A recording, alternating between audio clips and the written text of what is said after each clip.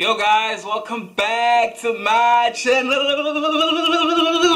Okay, so today I'll be talking about 5 things I wish I would have known when moving to Johannesburg in 2017. So yeah, before I get into that, please like, comment and subscribe. We just got to 250 subscribers I think a few days ago. Thank you so much for all the people that are subscribing, that are following the channel. I really appreciate it. I can see that you guys are really, bringing in the likes and the comments and stuff, and I like the interactions. For people that are going to be moving to Johannesburg or are in Johannesburg but they don't really know how to maneuver or what they should know to survive in Johannesburg on limited budgets or routes or anything like that, this is a perfect video to watch. I'm just going to be touching on 5 things that I wish I would have known when going to the devil's playground. So yeah. So number 1, budgeting. I think for me, budgeting, it wasn't something that I was really into. I was aware of. I didn't need it at home. When you're living at home, you don't need budgeting that much unless you're like the breadwinner of the house at a very young age, which I wasn't. I was fortunate enough to be raised in a household where parents both go to work, and they were both providing. We didn't feel under pressure to do that. So when I went to Joburg, I just didn't know how to do it. I had an idea of how to go about it. I just didn't put it into practice. And I'll say this, guys, just because you have an idea of something or you think of it in your head, that's not always how it's gonna work out. And especially when it comes to money, you actually really have to practice certain things in order to get certain objectives. So if you want to save a certain amount of money, you need to actually do it and save it over a period of time and see how much food you can eat without starving. Breaking down your budget into smaller things. I wish I would have known that back then. I would have saved a lot of money when it comes to food, because at home we buy in bulk, so I thought maybe buying in bulk would help. But obviously when you fill the kitchen up or you fill your cupboard up, that food runs out quickly because it's so available, and you're only one man instead of a whole family, so you don't really notice things like that. And number 2, I wish I had kitchen utensils and pots to cook. I remember when I moved to Joburg 2017, I went there, I couldn't afford to live there. Literally, I moved there in March or something, and my deadline for my application for UJ, signing up to the website so you can be enrolled, it was running out. So I did it first online, and then I moved because of the pressure. I had to start to school, so I didn't have time to take pots and go. I didn't have an idea, a good idea of what's that side until I got there. And for a whole year, first I didn't have a laptop and I didn't have pots to cook in, so I had to borrow a friend's pots and stuff for a whole year. And then the following year, obviously, I bought my own pots, my own kitchen utensils and stuff, and then I was on my way. So make sure when you leave your house, you leave with kitchen utensils. If you don't have pots, if you don't leave with pots, at least buy the pots there. I genuinely didn't think it was important, because when you use somebody else's things, you get used to that. So then I just got used to it. I just didn't feel the need to buy it, or I just didn't have the cash to buy those things. I literally lived on a very limited budget, and it was like a struggle throughout the whole year. But I had a couple of my friends that helped. We have a company running, so we made money through that, and I lived through that. I paid rent through that. So make sure that you know how to budget. Make sure you know your business, and you have your kitchen utensils, and you make sure that you have your own things going on instead of borrowing from other people. Yes, I learned a lot from borrowing, but it's very important to also come into full circle and get your own things and stuff. And number 3, I wish I would have known the routes, the different routes that the taxis take, obviously the Ubers as well, because obviously some Uber drivers take longer routes in order for you to pay more. And where taxis were when I was in first year, I used to use Uber and Taxify a lot, because I didn't know the routes. So whenever I needed to go somewhere, I'd take Uber.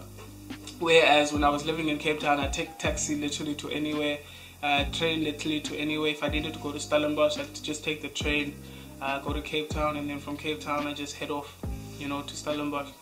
It's just those things that I needed to know. And the train, it doesn't work the same there that it works here. Like, it's not as available for me to take the train in Joburg. I needed to go from where I was staying to Bram, and then from Bram, you know, either take the Gautrain or, you know, the Metro Rail train, which is a lot of missions. Whereas when I was living in Cape Town, it's just a walk away, the train station.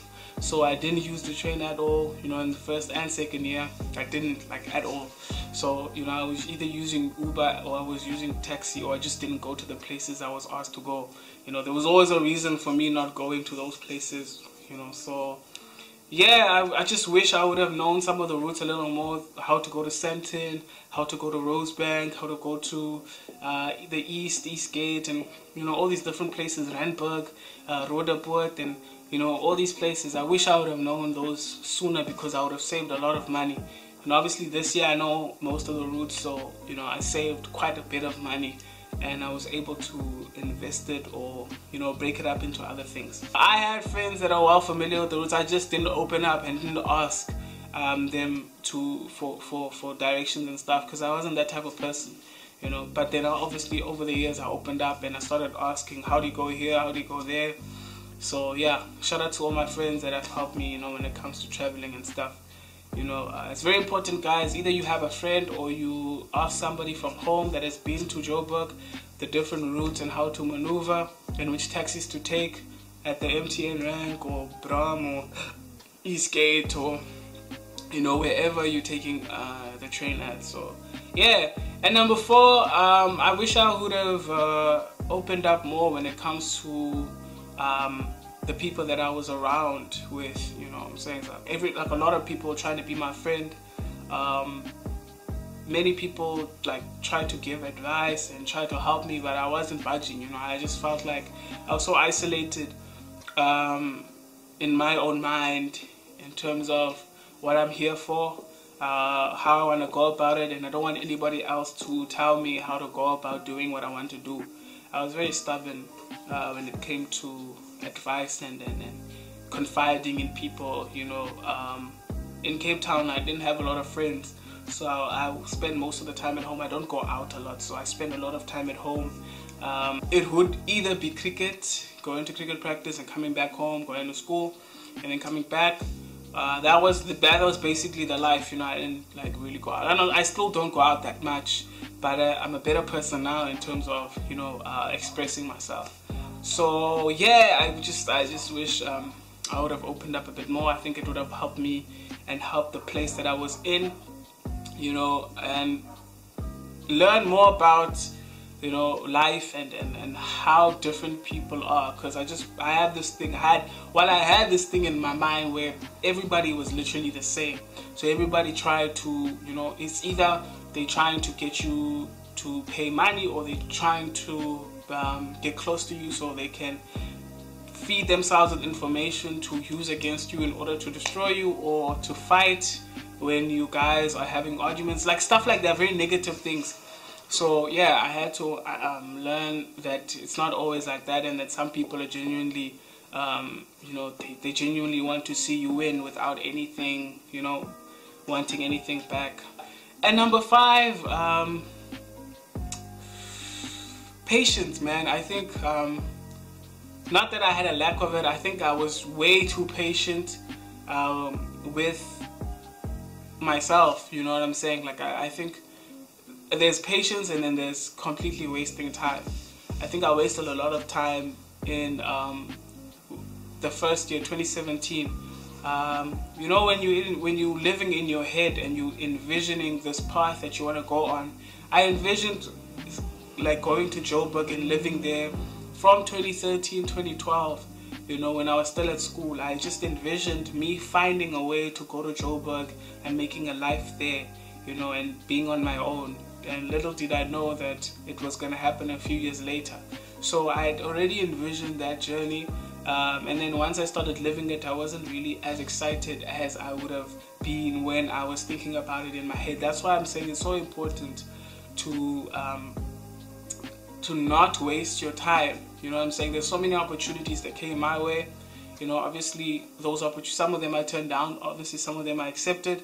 But I think I wasted a lot of time in terms of manifesting the things that I wanted to do. You know, there's many things that I wanted to do. Obviously, most of them I achieved, but others I didn't. I haven't yet. But I do believe that I could have been more. I could have taken more initiative or been more aware of some of the other opportunities that I missed. But because I was in a certain state, you know, I didn't have family. That's why I had an uncle, but he's a lecturer at UJ. I didn't see him a lot, you know, maybe once every 2 months or something. Yeah, I just always like curled up in a bubble. You know, I resorted to social media, actually Twitter, a lot to express myself instead of going to the outside world and you know, getting to know people that side and getting the different atmospheres. So yeah, those are the 5 things. I don't think I have anything else. If you've been to Joburg or you live there, what are the experiences that you learned that you didn't know when you left home? Are there things that that stick with you, that you are going to reminisce about or going to use in the future, or you'd like to tell other people that are going to be moving to the city? It's very important, guys, to share this knowledge, because I think everybody's experiences is different.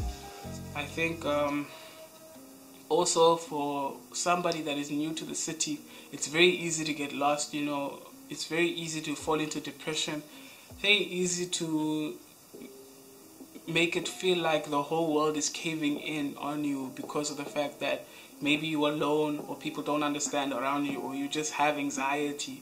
You left home with anxiety and stress, and you get easily triggered. So yeah, the suicide rate that side is so high, guys. You know, every year, every season actually, you hear of people committing suicide and they didn't find a way to, you know, reach out to other people. So I think it's very important for us to talk about these things, because it will help somebody else in the future if they're better prepared. I believe if you're better prepared, you can tackle certain problems, and instead of it catching you by surprise. But yeah, guys, thank you so much for watching my channel. Thank you so much for subscribing. It's the road to 300 subscribers now. So yeah, please like, comment, and subscribe if you like the video. You know, I don't make long videos. But yeah, please stay safe during the festive. If you're going on holiday, please stay safe. Please drive safely. Yeah, take care of each other. If you're going out to drink, please take care of your friends, take care of each other. Just because everybody's trying different things during the festive, they trying their tricks, you know how thugs be. So yeah, guys, catch you guys on the next video.